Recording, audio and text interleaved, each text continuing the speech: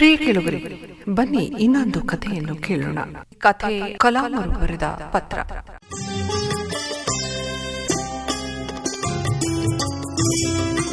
ವಿವಿಧ ಕ್ಷೇತ್ರಗಳಲ್ಲಿ ದೊಡ್ಡ ಹೆಸರು ಮಾಡಿದವರೊಂದಿಗೆ ಒಮ್ಮೆ ಮಾತನಾಡಬೇಕು. ಅವರ ಕೈ ಕುಲುಕಬೇಕು, ಜೊತೆಗೆ ನಿಂತು ಫೋಟೋ ತೆಗೆದುಕೊಳ್ಳಬೇಕು, ಆಟೋಗ್ರಾಫ್ ಹಾಕಿಸಿಕೊಳ್ಳಬೇಕು, ಅವರಿಂದ ಶಬಾಸ್ ಎನ್ನಿಸಿಕೊಳ್ಳಬೇಕು. ಇಂಥೆಲ್ಲ ಆಸೆಗಳು ವಿದ್ಯಾರ್ಥಿಗಳಿಗೆ ಅಷ್ಟೇ ಅಲ್ಲ, ನಮಗೂ ಕೂಡ ಸಹಜವಾಗಿ ಇದ್ದೇ ಇರುತ್ತೆ ಅಲ್ವಾ. ಅದರಲ್ಲೂ ಮುಖ್ಯಮಂತ್ರಿಗಳೊಂದಿಗೆ, ರಾಜ್ಯಪಾಲರೊಂದಿಗೆ, ಪ್ರಧಾನಿಯೊಂದಿಗೆ, ರಾಷ್ಟ್ರಪತಿಗಳೊಂದಿಗೆ ಒಂದೆರಡು ನಿಮಿಷದ ಮಟ್ಟಿಗೆ ಮಾತನಾಡಬೇಕು ಎಂಬುದು ದೊಡ್ಡ ವಿಷಯವಾಗಿತ್ತು. ಹೌದು, ಅದು ವಿದ್ಯಾರ್ಥಿ ಜೀವನದಲ್ಲಿರುವ ಪ್ರತಿಯೊಬ್ಬರ ಕನಸು, ಕನವರಿಕೆಯೇ ಆಗಿರುತ್ತದೆ. ಆದರೆ ಬಹಳಷ್ಟು ಮಂದಿಯ ವಿಷಯದಲ್ಲಿ ಇಂಥ ಕನಸುಗಳು ಬರೀ ಕನಸುಗಳಾಗಿಯೇ ಉಳಿದು ಬಿಡುತ್ತವೆ. ಮುಖ್ಯಮಂತ್ರಿ, ಪ್ರಧಾನಿ, ರಾಷ್ಟ್ರಪತಿಗಳ ಕೈ ಕುಲುಕುವುದಿರಲಿ, ಅವರನ್ನು ಹತ್ತಿರದಿಂದ ನೋಡುವುದು ಬಹುಮಂದಿಗೆ ಸಾಧ್ಯವಾಗುವುದಿಲ್ವಲ್ಲ. ಅಥವಾ ಅಂಥದೊಂದು ಅವಕಾಶ ಕೈ ಹಿಡಿಯುವ ವೇಳೆಗೆ ಅವರ ವಿದ್ಯಾರ್ಥಿ ಜೀವನವೇ ಮುಗಿದು ಹೋಗಿರುತ್ತದೆ. ಆದರೆ ಕೆಲವು ಅದೃಷ್ಟವಂತರಿಗೆ ಮಾತ್ರ ವಿದ್ಯಾರ್ಥಿ ಜೀವನದಲ್ಲಿಯೇ ಅನಿರೀಕ್ಷಿತವಾಗಿ ಜಾಕ್ಪಾಟ್ ಹೊಡೆಯುವಂತೆ ಹೊಡೆದ್ಬಿಡ್ತಾರೆ. ಸುಮ್ಮನೆ ಬರದೆ ಒಂದು ಪತ್ರ ಅಪರೂಪವಾದ ಅವಕಾಶವನ್ನೇ ಒದಗಿಸಿಬಿಡುತ್ತದೆ. ಅಂಥದೊಂದು ಅಪರೂಪ ಅವಕಾಶ ಗಿಟ್ಟಿಸಿಕೊಂಡ ಅಂದಿನ ರಾಷ್ಟ್ರಪತಿ ಕಲಾಂ ಅವರ ಎದುರಿಗೆ ಹಾಡುವ, ಅವರ ವಿಶೇಷ ಅತಿಥಿಯಾಗಿ ರಾಷ್ಟ್ರಪತಿ ಭವನದಲ್ಲಿ ಉಳಿಯುವ ಸುಯೋಗ ಪಡೆದ ಅರುಣ್ ಪ್ರಕಾಶ್ ಎಂಬ ಹುಡುಗನ ಬೊಂಬಾಟದ ಕಥೆ ಇದು. ಈ ಅರುಣ್ ಪ್ರಕಾಶ್ ತಮಿಳುನಾಡಿನ ಪುಟ್ಟ ಹಳ್ಳಿಯಿಂದ ಬಂದವನು. ತನ್ನೂರಿಗೆ ಹತ್ತಿರವೇ ಇದ್ದ ಶಾಲೆಯಲ್ಲಿ 10ನೇ ತರಗತಿಯಲ್ಲಿ ಓದುತ್ತಿದ್ದ. ಆತ ಓದಿನಲ್ಲಿ ಮಾತ್ರವಲ್ಲ, ಹಾಡುಗಾರಿಕೆಯಲ್ಲಿಯೂ ಮುಂದಿದ್ದ. ಕರ್ನಾಟಕ ಸಂಗೀತದಲ್ಲಿ ಎಕ್ಸ್ಪರ್ಟ್ ಅನ್ನಿಸಿಕೊಂಡಿದ್ದ. ಎದುರಿಗಿದ್ದವರು ಮೈಮರೆಯುತ್ತಿದ್ದರು.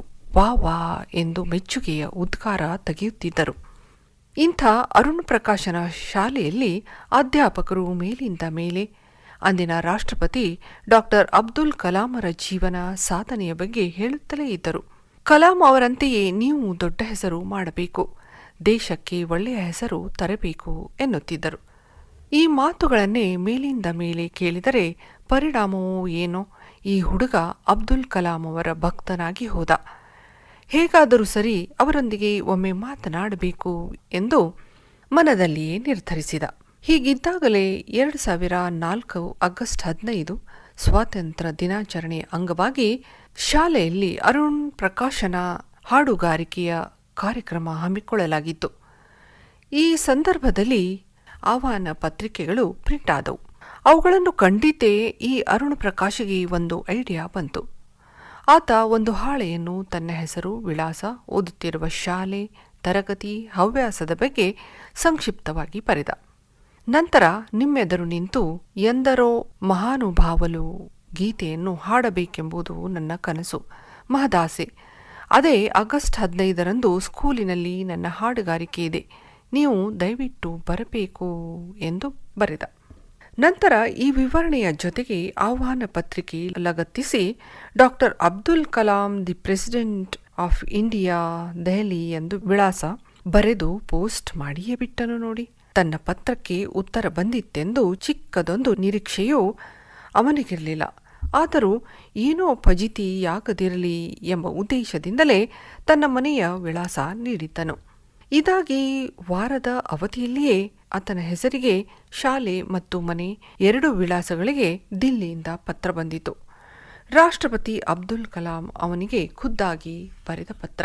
ಅರುಣ್ ಪ್ರಕಾಶನ ಹಾಡು ಕೇಳಲು ತಮಗೆ ಇಷ್ಟವೆಂದು, ಆದರೆ ಸಮಯ ಅಭಾವದಿಂದ ಆತನ ಶಾಲೆಗೆ ಬರಲು ಸಾಧ್ಯವಿಲ್ಲವೆಂದು ವಿವರಿಸಿದರು. ವಿಷಾದ ಸೂಚಿಸಿದ್ದರು ಕಲಾಮರು. ಅಷ್ಟೇ ಅಲ್ಲ, ಒಮ್ಮೆ ದೆಹಲಿಗೆ ಬಂದು ಭೇಟಿಯಾಗು ಎಂದು ಸೇರಿಸಿದ್ದರು. ಈ ಪತ್ರ ಕಂಡ ಶಾಲೆಯ ಮುಖ್ಯ ಉಪಾಧ್ಯಾಯರು ನಡುಗಿ ಹೋದರು. ಎಲ್ಲಿಯ ಅಬ್ದುಲ್ ಕಲಾಂ, ಎಲ್ಲಿಯ ಅರುಣ್ ಪ್ರಕಾಶ್? ಹೋಬಳಿ ಮಟ್ಟದ ಶಾಲೆಯೊಂದರ ಈ ಅಬ್ಬೆಪಾರಿ ಹುಡುಗ ಘನತೆವೆತ್ತ ರಾಷ್ಟ್ರಪತಿಗಳಿಗೆ ಅದು ಏನು, ತನ್ನ ಹಾಡು ಕೇಳಲು ಬನ್ನಿ ಎಂದು ಆಹ್ವಾನಿಸಿದ ಕಾಗದ ಬರೆಯುವುದು ಅಂದ್ರೇನು ಎಂದೇ ಅವರು ಯೋಚಿಸಿದರು. ಹುಡುಗನ ವರ್ತನೆ ಉದ್ದಟತನದ್ದು ಎಂದು ಅವರಿಗೆ ತೋರಿತು. ಈ ಸಂಬಂಧವಾಗಿ ನಾಳೆ ಹಿರಿಯ ಅಧಿಕಾರಿಗಳು ತರಾಟೆಗೆ ತೆಗೆದುಕೊಂಡರೆ ಕಥೆಯೇನು ಎಂದು ಯೋಚಿಸಿದವರೇ ವಿದ್ಯಾರ್ಥಿಯ ಪರವಾಗಿ ತಾವೇ ಕ್ಷಮಾಪಣೆ ಪತ್ರ ಬರೆಯಲು ನಿರ್ಧರಿಸಿದರು. ಈ ವಿಷಯವನ್ನು ವಿದ್ಯಾರ್ಥಿಯ ಪೋಷಕರಿಗೂ ತಿಳಿಸಿದರು. ಕಡೆಗೆ ಅರುಣ್ ಪ್ರಕಾಶನ ತಂದೆ ತಾಯಿಯ ಸಹಿಯನ್ನು ಪಡೆದು ಕ್ಷಮಾಪಣೆ ಬರೆದೇ ಬಿಟ್ಟರು. ಕಡೆಯಲ್ಲಿ, ಮಹಾಸ್ವಾಮಿ, ನೀವೇ ಕೃಪೆ ಇಟ್ಟು ನಮ್ಮ ಹುಡುಗನನ್ನು ದಿಲ್ಲಿಗೆ ಆಹ್ವಾನಿಸಿದ್ದೀರಿ. ಆದರೆ ದಿಲ್ಲಿ ಯಾವ ದಿಕ್ಕಿಗಿದೆ ಎಂದು ನನಗೆ ಗೊತ್ತಿಲ್ಲ. ಒಂದು ವೇಳೆ ಅಲ್ಲಿಗೆ ಬಂದೆವು ಅಂತಾನೂ ಇಟ್ಕೊಳ್ಳಿ. ಆದರೆ ನಾವು ತಂಗುವುದಾದರೂ ಎಲ್ಲಿ? ನಿಮ್ಮನ್ನು ಭೇಟಿಯಾಗುವುದಾದರೂ ಹೇಗೆ? ನಮ್ಮ ವಿದ್ಯಾರ್ಥಿಯ ಉದ್ದಟತನವನ್ನು ಕ್ಷಮಿಸಿ ಎಂದೆಲ್ಲ ಬರೆದ ಪತ್ರ ಮುಗಿಸಿದರು. ಇದಿಷ್ಟು ನಡೆದು ಆಗಸ್ಟ್ 12, 2004ರಲ್ಲಿ 4ರ ನಂತರ 2 ತಿಂಗಳು ಯಾವುದೇ ಸುದ್ದಿ ಇಲ್ಲ. ಪರಿಣಾಮ ಕಲಾಂ ಪತ್ರದ ವಿಚಾರವನ್ನು ಅರುಣ್ ಪ್ರಕಾಶನು ಕೂಡ ಮರೆತ. ಮೇಷ್ಟ್ರು ಮರೆತರು. ಆದರೆ ನವೆಂಬರ್ ಮೊದಲ ವಾರದಲ್ಲಿ ಅರುಣ್ ಪ್ರಕಾಶನ ಹೆಸರಿನಲ್ಲಿ ರಾಷ್ಟ್ರಪತಿ ಕಚೇರಿಯಿಂದ ಒಂದು ರಿಜಿಸ್ಟರ್ ಪತ್ರ ಬಂದೇ ಬಂತು. ಮುಖ್ಯೋಪಾಧ್ಯಾಯರು ನಡುಗುತ್ತಲೇ ಕವರ್ ಬಿಡಿಸಿದರು. ಅಲ್ಲಿ ದಿಲ್ಲಿಗೆ ಹೋಗಿ ಬರಲು ಫಸ್ಟ್ ಕ್ಲಾಸ್ ದರ್ಜೆಯ ರೈಲ್ವೆ ಟಿಕೆಟ್ಗಳಿತ್ತು. ಜೊತೆಗೆ ಕಲಾಂ ಅವರ ಪತ್ರವಿತ್ತು.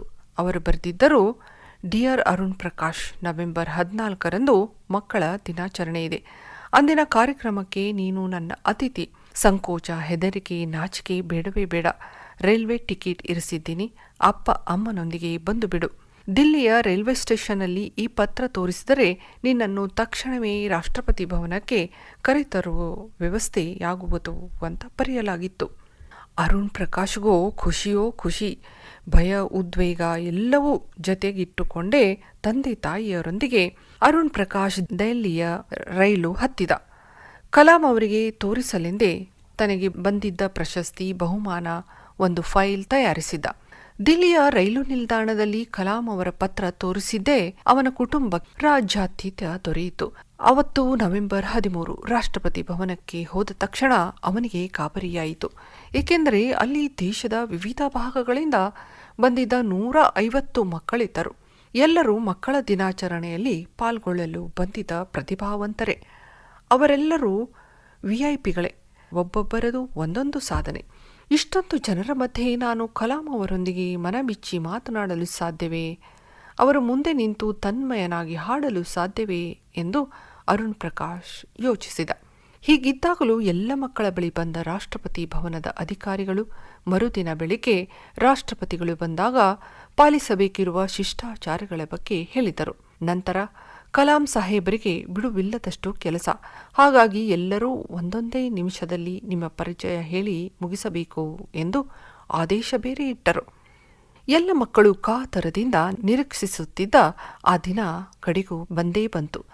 ಬೆಳಿಗ್ಗೆ 8 ಗಂಟೆಗೆ ಸರಿಯಾಗಿ ಸೂಟಧಾರಿಯಾಗಿದ್ದ ಅಬ್ದುಲ್ ಕಲಾಮರು ಕಂದನ ಮುಗುಳ್ನಗೆಯೊಂದಿಗೆ ಮಕ್ಕಳೆಲ್ಲ ಇದ್ದ ಅಂಗಳಕ್ಕೆ ಬಂದೇ ಬಿಟ್ಟರು. ಇವರೆಲ್ಲ ಎದ್ದು ನಿಲ್ಲುವ ಮೊದಲೇ ಕೈಜೋಡಿಸಿ ಭವ್ಯ ಭಾರತದ ಭಾವಿ ಪ್ರಜೆಗಳಿಗೆ ವಂದನೆ ಎಂದರು. ಆ ಮಕ್ಕಳ ತಂದೆ ತಾಯಿಯರೊಂದಿಗೆ ನಮಸ್ಕಾರ ಹೇಳಿದರು. ಪ್ರಯಾಣ, ಊಟ, ವಸತಿಯಲ್ಲಿ ಏನು ಲೋಪವಿಲ್ಲ ತಾನೇ ಎಂದು ವಿಚಾರಿಸಿಕೊಂಡರು. ನಂತರ ಒಬ್ಬೊಬ್ಬನೇ ವಿದ್ಯಾರ್ಥಿಯ ಬಳಿ ಹೋಗಿ ಆತನ ಹೆಸರು, ಊರು, ಶಾಲೆಯ ಬಗ್ಗೆ, ಆತನ ಸಾಧನೆ ಬಗ್ಗೆ ತಿಳಿದುಕೊಂಡರು. ಆತನಿಗೆ ಒಂದು ಪದಕ ನೀಡಿ ಶುಭ ಹಾರೈಸಿ 1-2 ಕಿವಿ ಮಾತು ಹೇಳಿ ಕೈಕುಲುಕಿ ಫೋಟೋ ತೆಗೆಸಿಕೊಂಡು ಮತ್ತೊಬ್ಬ ವಿದ್ಯಾರ್ಥಿಯ ಬಳಿ ಬರುತ್ತಿದ್ದರು. ಕಲಾಮರು ತನ್ನೆದುರಿಗೆ ಬಂದು ನಿಂತಾಗ ಈ ಅರುಣ್ ಪ್ರಕಾಶ್ ನಿಂತಲ್ಲೇ ನಡುಗಿದ.